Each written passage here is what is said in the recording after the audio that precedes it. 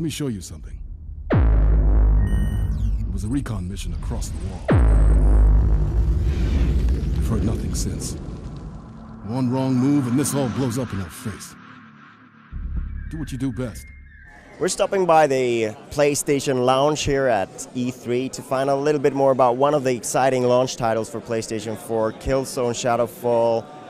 Really, one of those titles that really introduced us to PlayStation 4. How was that like to be one of those? It's got to be some pressure to be one of those few titles that get to show off the hardware first, right? Pressure is addictive. I mean, we've been there before, right? With the PlayStation 3 doing Killzone 2. It is a lot of pressure, but when it all comes together, it's an amazing feeling. So we're actually really quite happy with what we had to show. We had the, as you probably remember from the announce event, the PlayStation 4 announce event in February in New York. We did that first piece of gameplay showing the cityscapes, Vector City. We're now much more focusing on gameplay. So it's nice to be able to show the variety of everything that we're doing already this early. So you've obviously been working on this for a while. What's the PlayStation 4 hardware like to work with, and sort of what does it allow you to do that perhaps wasn't possible in the past? So first off, getting it up and running was actually really quite easy. So it's a super high end, but it's a very understandable and simple architecture for our developers. So that's been great. And in terms of what it allows us to do, so the first thing people pick up on are the incredible resolution, the improved effects, the more realistic animations. So that's on the visuals, and visuals, as you know, is really quite important for the Killzone franchise. No different here. But I think apart from that, the gameplay, so we're now having much more open maps that we work in. The particular level that we have here at E3 is an early level in the game. You're fighting behind enemy lines. And the cool thing about it is we have 3 mission objectives that you complete in a random order. But the way in which you choose to play through this map really impacts the gameplay. So all of that, it streams in one go. That's not something we're able to do. We got many more AI. We have AI that is reacting to an inhabited world, a more vibrant world. That's something that wasn't possible before. We have, you could say, covert operation now. So you have the AIs that are not in an alerted state. They don't know you're there, obviously, until you kill one of them. And then they're starting to fight back. So I think the entire experience, all of the boundaries have been lifted, or rather have been extended, and I think that's what makes it really quite special. Sounds like it's a different kind of Killzone experience, if you will. But do you sort of want to maintain some of that sort of that core feeling that you had from Killzone 1, 2, 3? To sort of have the old fans satisfied? Absolutely. I mean, we're definitely keeping what made Killzone great in the first place. We have the iconic Helghast, but we also, on the system level, systems like the hit responses, right? The way those enemies react to your bullets. All of that has been polished. The brutal melees that we introduced in Killzone 2, we extend that by having, what we call the death from above, where you can drop off a zip line onto an enemy, those kind of systems. So all these core systems that we had before, we're building on that. And also, I think visually, we will visit some areas that are very familiar to people that are close to the franchise. So it's we're not at all breaking away from it. We're just showing a new perspective, because it's a very it's a new take on the war. We're now living close side by side to the enemy. So before we, as the good guys, the Vectans, we visited the planet Helghast, and now the enemies are living just across the wall in a divided city. It's a different war, and because it's a different war, it requires different gameplay. And you are really fighting to protect your home world. You can only really do that if you love the home world, and you love your home world much more if it's more of a utopia to you, if it's more beautiful. And hence it's not random. We thought it through. So in terms of when you mix it up, do it a little bit more open, that sort of presents a challenge with the narrative, and you want to keep that tight and cinematic as we're used to in the Killzone franchise. How do you strike that balance and make sure that the narrative is still as strong as it's been in the past? There's many ways to do that. So first of all, we don't need every map to be this open, right? You can combine that for pacing purposes. But also, if you recall the footage that we showed, or actually the live demo that we did in New York, you were in that city. You saw civilians, right? So the civilians, they're looking at televisions. They're commenting on that. You see, we developed 120 or 150 different logos of brands that are active in this world. So there's a lot of little things that help us develop the backstory and really immerse you into the world that we're creating. So there's a lot of new tricks we can do. And obviously before that was more difficult because so much happening on the screen. We have a lot more processing power, a lot more capacity now to do that. So you're obviously showing off single player. Is there a multiplayer to it as well? Yes, there will be. The multiplayer is just as important. It's going to be great. Yeah, it's a little early to give you any details on it, but that's going to be a couple of months away probably. Speaking of the Helghast, I think they're sort of at the core of what Killzone is.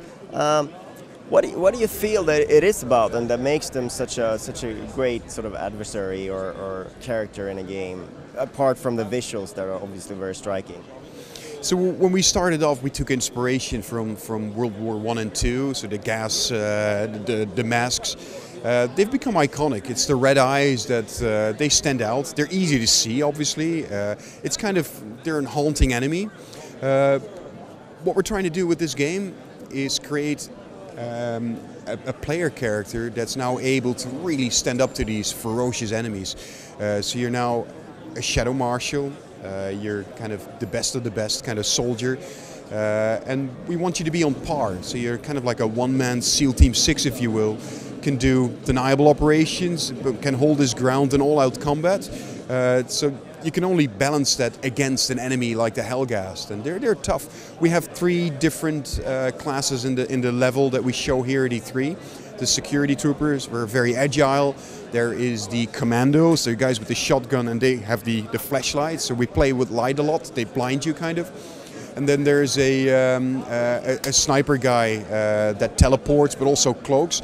So if you get a combination of these 3 guys, man, you're going to require the owl, that companion, to really kind of help you out. Otherwise, it's too tough for you. So do you want it to be a game where players can pick and choose their game style and stealth when they want and go all out when they want, or do you sort of want it to be more of a stealth approach and only in the worst case scenario do you go into open combat? So we give the player some great equipment. Just talking about the owl, so this new companion, it's an attack drone. It's got various abilities. It allows you to zip line. It allows you to put in attack mode. You can really you can draw fire from the enemies and choose to flank them. You can put a shield up. We really give you all the equipment to play the game the way you want to play it, and I think it leads to different gameplays. You know, I've seen probably 100 guys play through the game at E3. Every playthrough is really different, and it allows for some really awesome share moments because you get it really is. It's different every time, and that's what makes it great. We're giving you the equipment to determine the pace of the combat. That's the idea. And some people like to sit back, they put the shield up. Other people like to, use the attack mode a lot more. And whatever you want. So it's really up to the player then. It's not like there's a game design that's intended to play a certain way. The game design is intended for you to play it in your favorite style, and I don't think you're going to want to just use one ability and do that the whole time. I think everybody will kind of vary the abilities, but the extent to which you will use your abilities, that will be different for every player. So the new PlayStation 4 controller has some features that we haven't seen before. Is that anything that you're planning on using, and how would you plan to use that and such? So we're using all of it. Some of the new features, there's a touchpad on it. We're using that to control the owl, so the attack drone. You swipe left, right, up, down to select the abilities. There's the speaker on it. Incoming radio messages are broadcast through that. Obviously the headset jack is in there. What else? I think actually, so apart from these new features, what we are at Guerrilla are really excited about is the improvement on a core level. So the outward curve triggers, they're very, very accurate, great for shooting. So I think most people will have the firing mode on that. The little things like the indentation on the thumbsticks, those are, they feel really solid. Just a general form factor. It's got just ergonomically. I think it's just what you need for a shooter. Is it better for a shooter than the DualShock 3? You feel? I think it's a great step forward. I love the DualShock 2 and 3. But I think it's taking what was great, improving on that, and that's alongside the new things we were just talking about. All right, so Shadowfall, what's the roadmap ahead and sort of what's left to do for the team now? Well, we're a launch title, right? So that means there isn't really that much time left, which again means it's crunch time. It has been crunch time for quite a while. We're in good shape. We're going to be there. We're committed to be there when the console comes out. And what's there to do now? Polish it, finish the rest of the game, obviously, multiplayer. Also start thinking about the very extensive post-launch track, because we are committed to, not putting it on a BD or a digital copy and let you get on with it. No, we will come out with a lot of content post-launch that we'll talk about later. So what's the philosophy behind that? Do you have anything in mind, and do you feel that what's been done currently is the way you want to go with it, or do you have other ideas? Yeah, it's difficult to have that conversation without going into the specifics, but I think it's important for a game like this, the scope of it, that we keep it fresh. There's something new the whole time, and I'm actually really excited about what we're developing in that regard.